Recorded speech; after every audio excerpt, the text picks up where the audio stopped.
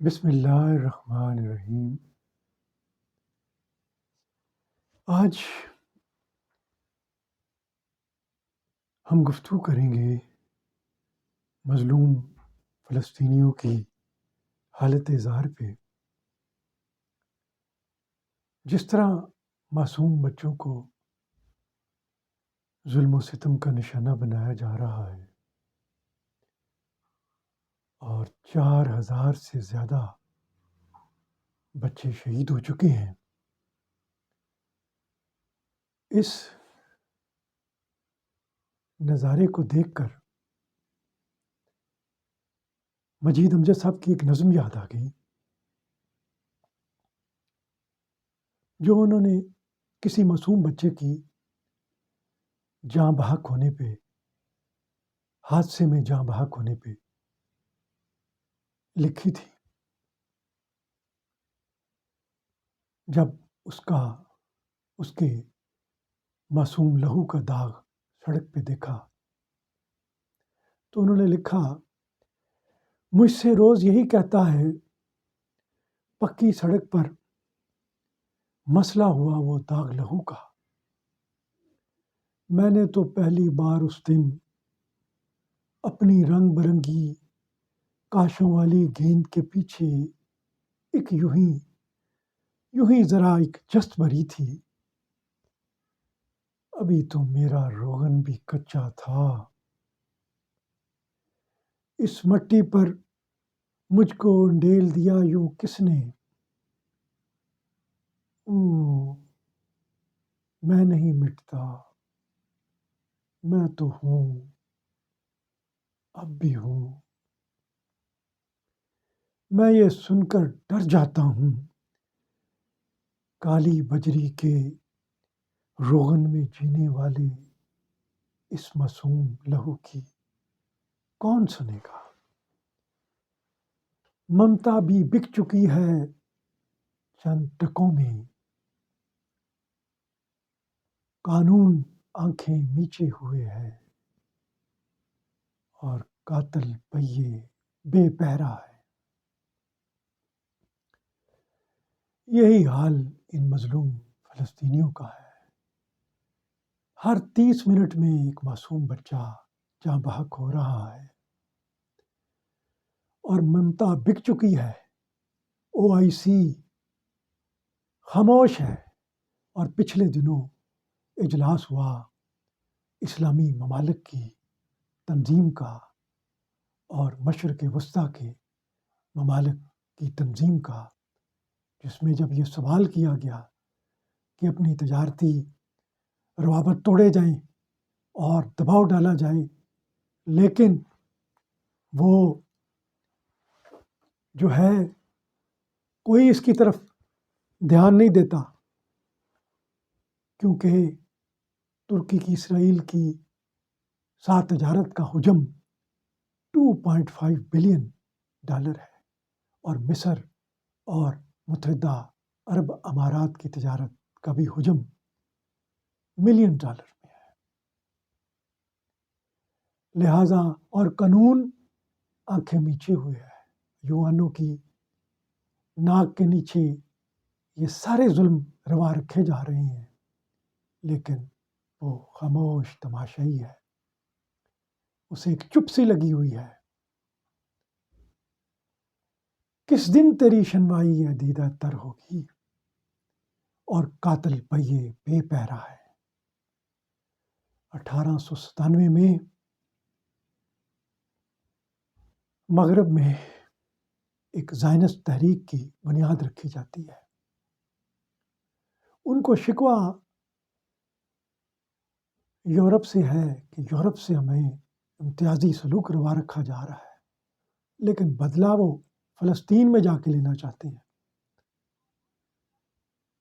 اس دوران جنگ عظیم اول کا آغاز ہو جاتا ہے، اور جنگ عظیم اول کے ساتھ ساتھ برطانیہ کو ایک مضبوط لابی کی ضرورت پڑتی ہے، یہودی لابی کی، لہٰذا ان کی حمایت کی خاطر وہ بھی بلفور ڈکلیریشن میں فلسطین میں یہودیوں کے وطن کے قیام کا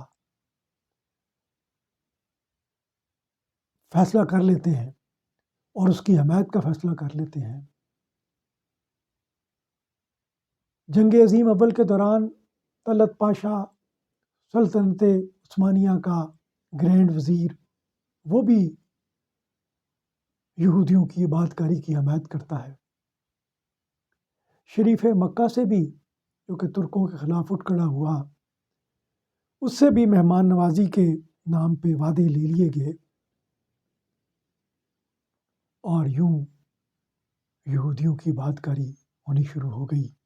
1922 میں یہ مینڈیٹ فلسطین کا حکومت برطانیہ کے ہاتھ میں آ جاتا ہے، اور تیزی سے یہودی آباد ہونا شروع ہو جاتے ہیں، اور سرکاری شاہ کمیشن کی رپورٹ کے مطابق سرکاری زمینیں بھی انہیں الاٹ کی جاتی ہیں فلسطین میں۔ اس دوران 1929 میں فسادات پھوٹ پڑتے ہیں۔ مفتی حسینی صاحب اپنی ردات بیان کرنا چاہتے ہیں، اپنا وہ ظلم و ستم بیان کرنا چاہتے ہیں، لیکن دا ٹائمز لندن کا رسالہ جو ہے وہ چھاپنے سے انکار کر دیتا ہے۔ اس دوران ریویو آف ریلیجن آگے بڑھتا ہے اور ان کی آواز کو، مظلوموں کی آواز کو ایوان کے اقتدار کے ایوانوں تک پہنچاتا ہے۔ 1934 میں ظفر اللہ خان صاحب لندن تشریف لاتے ہیں اور ارباب حل و عقد سے ملاقات کرتے ہیں، وزیر ہند سے ملاقات کرتے ہیں، انہیں کہتے ہیں کہ یہودیوں کی عبادت کاری رکوائی جائے۔ وہ کہتے ہیں کس قانون کے تحت؟ آپ فلسطین کے کمشنر کو جواب دیتے ہیں کہ ہندوستان میں ایک پنجاب اراضی ایکٹ ہے جس کے تحت غیر زراعت پیشہ کی زمین نہیں لے سکتا، لہٰذا عربوں کی زمین جو ہے وہ غیر ممالک میں رہنے والے یہودیوں کو منتقل نہ کی جائے۔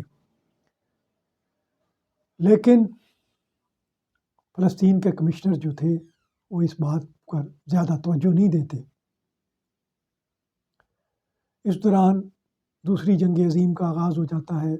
بالآخر ستمبر 1947 کو یہ معاملہ UN میں پہنچتا ہے، اور وہاں ایک تجویز پیش ہوتی ہے کہ فلسطین کو تقسیم کر دیا جائے۔ حضرت چودھری ظفر اللہ خان صاحب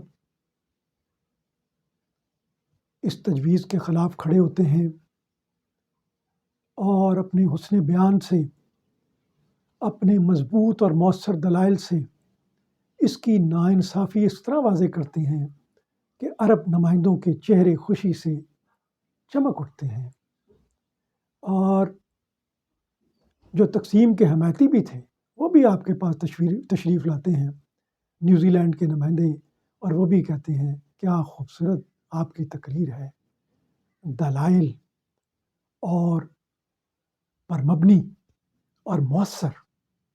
جب آپ پوچھتے ہیں کہ آپ ووٹ دیں گے، وہ کہتے ہیں نہیں، یہ تو کوئی اور معاملہ ہے، کیونکہ پیچھے خفیہ ہاتھ تھے، کار فرما تھے۔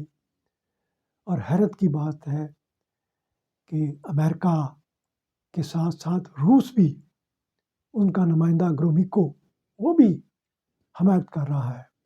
جب چودھری صاحب آواز اٹھاتے ہیں، سوال اٹھاتے ہیں، کیا UN کو اختیار ہے کہ کوئی ملک کو تقسیم کر سکے؟ تو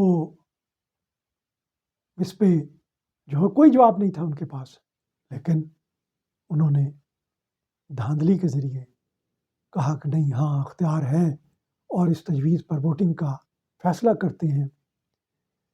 لبنان کا نمائندہ کہتا ہے کہ خفیہ ہاتھ جو ہے وہ خواب گاہوں سے گزرتے ہوئے بستروں تک پہنچ گئے،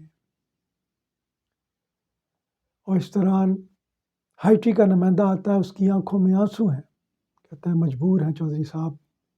تھائی لینڈ کا نمائندہ جو کہ تقسیم کے خلاف تھا، وہاں بغاوت کرائی جاتی ہے تھائی لینڈ میں، اور پھر اس نمائندے کو تبدیل کیا جاتا ہے۔ ڈنمارک کا نمائندہ چودھری صاحب کے پاس آتا ہے، کہتا ہے چودھری صاحب تقسیم تو ہو جائے گی، لیکن کم از کم ہم ناانصافیوں کو روک سکتے ہیں۔ یہ یافا کا علاقہ ہے، 99% عرب آباد ہیں، لیکن یہ یہودیوں کے سپرد کیا جا رہا ہے۔ آپ ترمیم پیش کریں، ہم ترمیم منظور کر لیں گے۔ جوہر صاحب ایک ترمیم پیش کرتے ہیں، وہ فوراً منظور ہو جاتی ہے، لیکن عرب نمائندے مفتی جمال حسینی صاحب آتے ہیں، وہ کہتے ہیں جوہر صاحب آپ ترمیم نہ پیش کریں، اگر یہ تقسیم واضح طور پر حقوق غصب کرنے والی نہ ہوئی تو ہم اپنے لوگوں کو جنگ پر آمادہ نہ کر سکیں گے۔ جوہر صاحب خاموش ہو جاتے ہیں۔ بالآخر بڑے پرسرار ہاتھوں کے ذریعے، ان کی کار فرمائی کے ذریعے یہ تقسیم منظور کروائی جاتی ہے۔ چودھری صاحب انتباہ فرماتے ہیں کہ آپ نے 3 اصولوں کا، انصاف کا، مساوات کا اور حق خود اختیاری کا خون کیا ہے آج۔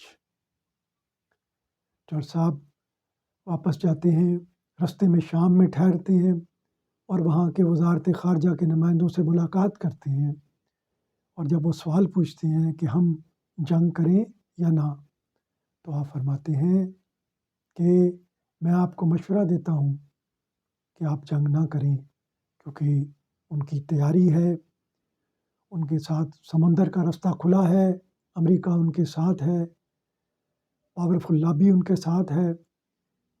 لیکن افسوس 1948 میں جنگ شروع ہو جاتی ہے اور جنگ عرب شروع کر دیتے ہیں، جس کے نتیجے میں اسرائیل جو ہے وہ 60% مزید علاقے پہ قبضہ کر لیتا ہے۔ اور آج یہ عالم ہے کہ عرب نمائندوں کا یہی مطالبہ ہے کہ 1948 پہ نہیں، جو 1967 میں جو اسرائیل نے قبضہ کیا ہے وہ چھوڑ دے اور اپنی پرانی حدود پر واپس چلا جائے۔ اس تناظر میں حضرت خلیفۃ المسیح ثانی رضی اللہ عنہ ایک مضمون الکفر ملت واحدہ کے نام سے لکھتے ہیں، اور آپ فرماتے ہیں کہ اب وقت آ گیا ہے کہ فیصلہ کر لیں کہ ہم نے اکیلے یا باری باری لڑ کے مرنا ہے، یا اکٹھے ہو کر حضرت صلی اللہ علیہ وآلہ وسلم کی ناموس کی خاطر فتح کے لیے کامیاب جدوجہد کرنی ہے۔ آپ کا مضمون شام کے ریڈیو پہ نشر ہوتا ہے، اس کے تراجم ہوتے ہیں، اور پورے عالم عرب اس میں گونج سنائی دیتی ہے، اور خفیہ ہاتھ کار فرما ہو جاتے ہیں۔ عراق کے ایک صحافی علی الخیاط افندی کو بلوایا جاتا ہے، اسے کہا جاتا ہے احمدیوں کے خلاف مضمون لکھو، وہ انکار کر دیتا ہے۔ اسے وہ کہتے ہیں تم احمدیوں کے ایجنٹ ہو، لیکن عرب نمائندے انکار کر دیتے ہیں۔ لیکن یہ خفیہ ہاتھ ان کانگریسی ایجنٹوں کے ذریعے جنہوں نے بقول شورش کشمیری احراری لیڈر کے 90,000 روپیہ رشوت لی تھی سردار پٹیل سے قائد اعظم کو کافر اعظم قرار دینے کے لیے، وہ خفیہ ہاتھ جو ہیں، وہ احراری جو ہیں ان خفیہ ہاتھوں کے ایجنٹ بن جاتے ہیں، اور وہ فیصلہ کرتے ہیں کہ ہم نے اپنا جو 90,000 رشوت لی حاصل کی ہوئی ہے اس کا حق ادا کرنا ہے، اور وہ مطالبہ شروع کر دیتے ہیں، وزیر اعظم سے ملاقات کرتے ہیں کہ احمدیوں کو کافر قرار دیا جائے اور ظفر اللہ خان صاحب کو وزارت خارجہ سے الگ کیا جائے۔ صورتحال یہ ہے کہ آج جہاں ہر 30 منٹ میں ایک معصوم بچہ جاں بحق ہو رہا ہے جس کا کوئی قصور نہیں ہے، وہ کس کے ہاتھوں پہ اپنا لہو تلاش کرے؟ آج یہ وقت ہے امت مسلمہ کے لیے کہ وہ حضرت صلی اللہ علیہ وسلم کی ناموس کی خاطر اکٹھی ہو اور دباؤ ڈالے اپنے تمام تجارتی رشتوں کو توڑے اور یہ موقع دوبارہ نہیں آئے گا، اور ایک فیصلہ کرے کہ کوئی فلسطین کے مظلوموں کے لیے کوئی نہ کوئی باعزت اور قابل قبول سلوشن، کوئی حل جو ہے وہ دنیا نکالے۔ اور دنیا کو بھی چاہیے، امریکہ میں انصاف پسند یہودی کمیونٹی نے احتجاج کیا ہے، دنیا گلوبل ولیج بن رہی ہے، اور دنیا یہ انڈسٹریلائزیشن کا سسٹم جو ہے یہ چاہتا ہے کہ دنیا تعاون کرے۔ مڈل ایسٹ میں بھی تعاون ہو سکتا ہے اگر فلسطینیوں کا مسئلہ انصاف کے ساتھ حل ہو جاتا ہے تو خطہ بہت ترقی کرے گا۔ لیکن آج برطانیہ کو احساس ہو رہا ہے کہ یورپین یونین سے نکل کے غلط فیصلہ کیا تھا ہم نے، کیونکہ انڈسٹریلائزیشن کا سسٹم ایک گلوبل ولیج کو چاہتا ہے، ایک تعاون کو چاہتا ہے، علاقائی تعاون کو چاہتا ہے۔ اگر یہ مسئلہ حل ہو جائے تو بہت فروغ حاصل ہو سکتا ہے، لیکن فیصلہ کرنا پڑے گا۔ اور لہٰذا مسلمانوں کو بھی چاہیے اور حماس کو بھی چاہیے کہ دیکھیں، آپ یہ کہتے ہیں، اور ان کے لیڈر جو ہیں وہ یہ کہتے ہیں کہ ہمارا یہودیوں سے جھگڑا نہیں ہے، یہودی اور عیسائی تو صدیوں سے رہ رہے ہیں، ہمارا تو جھگڑا اس قوم کے ساتھ ہے جو باہر سے آگے بعد ہوئی ہے۔ تو آپ کو بھی چاہیے کہ حضرت صلی اللہ علیہ وآلہ وسلم کے نقوش قدم کو آپ اپنا جو ہے رول ماڈل بنائیں، اور ان کے نقوش قدم پہ چلتے ہوئے آپ رستہ تلاش کریں۔ مدنی دور سے پہلے ایک مکی دور ہوتا ہے، جب تک آپ اس دور سے نہیں گزرتے وہ روحانی انقلاب پیدا نہیں کرتے، وہ روحانی انقلاب سے نہیں گزرتے، اپنی جو ہے وہ اپنا تزکیہ نہیں کرتے، اس وقت تک آپ کا جو ہاتھ ہے وہ اس طرح نہیں ہو سکتا، وما رمیتا اذ رمیتا ولکن اللہ رما کا نمونہ نہیں بنے گا۔ سب سے پہلے آپ کو حضرت صلی اللہ علیہ وسلم کی فنا فی رسول ہونا پڑے گا، ان کے نقوش قدم کی پیروی کرنی پڑے گی، تب آپ یہ کامیابی حاصل کر سکیں گے۔ کیوں نہیں منگدے تسی کالی کملی دی چھاں، جنہیں آ کے غریباں دی باں پھڑ لئی۔